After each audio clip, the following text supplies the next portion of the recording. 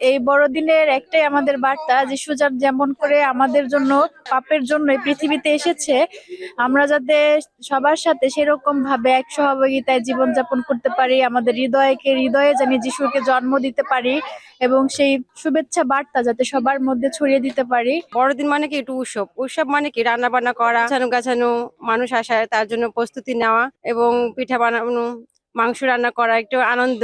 নতুন কাপড় পরলাম, বড়দিন যেহেতু আমাদের আনন্দের দিন। সব থেকে মানে যত উৎসব হোক, যত দিন যাক, কিন্তু আমাদের এই বড়দিনটা হলো মেন। যীশু খ্রিস্ট যে জন্মগ্রহণ করেছে সেটা যেন আমরা মনে রাখতে পারি, শুধু মনে না, কিন্তু আমরা যেন ধরে রাখতে পারি খ্রিস্টান হিসাবে, এবং অন্যদের কাছেও যেন বলতে পারি আজকে এই আনন্দের দিন। সৃষ্টিকর্তার কাছে আমার একটাই মানে বড় চাওয়া এবং সকলের, যে আমরা শান্তি এবং সকলকে নিয়ে মানে বসবাস করতে পারি শান্তিতে।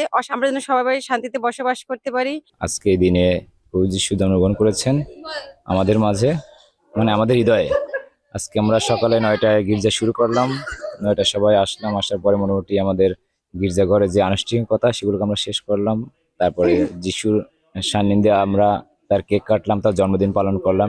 4 গুণ শক্তিশালী এনজাইম ও অধিক ফেনা সমৃদ্ধ অরিক সিলভার ওয়াশ মাত্র 70 টাকায়। এখন আমরা বিভিন্ন বাড়ি যাব, বিভিন্ন আচার অনুষ্ঠান থাকবে, আমরা খাওয়া দাওয়া করবো, ঘোরাফেরা আছে এবং বড়দিনে অনেক আয়োজন আছে, অনুষ্ঠান আছে, বাচ্চাদের নিয়ে অনেক খেলাধুলা আছে, এগুলো করবো। মোটামুটি সবকিছু নিয়েই মানে সবকিছুই প্রকাশ করে দিচ্ছে যে বড়দিন মানেই আনন্দ, বড়দিন মানেই প্রেম, মানে ভাগাভাগি। এখানে আমাদের চার্চে আজকে আমরা সকলে মিলে, আত্মীয় স্বজন মিলে আমরা আজকে গান করলাম, সুসমাচার গান। কারণ এই দিনে আমাদের যীশু খ্রিস্ট জন্মগ্রহণ করেছেন। আমরা সকলে মিলে গান এবং প্রচার, বাক্য থেকে বিশেষ করে বাইবেল থেকে আমরা প্রচার করেছি, সেগুলো শুনেছি এবং সেটি যেন আমরা সারা বছর এটি আমরা সকলে পালন করতে পারি।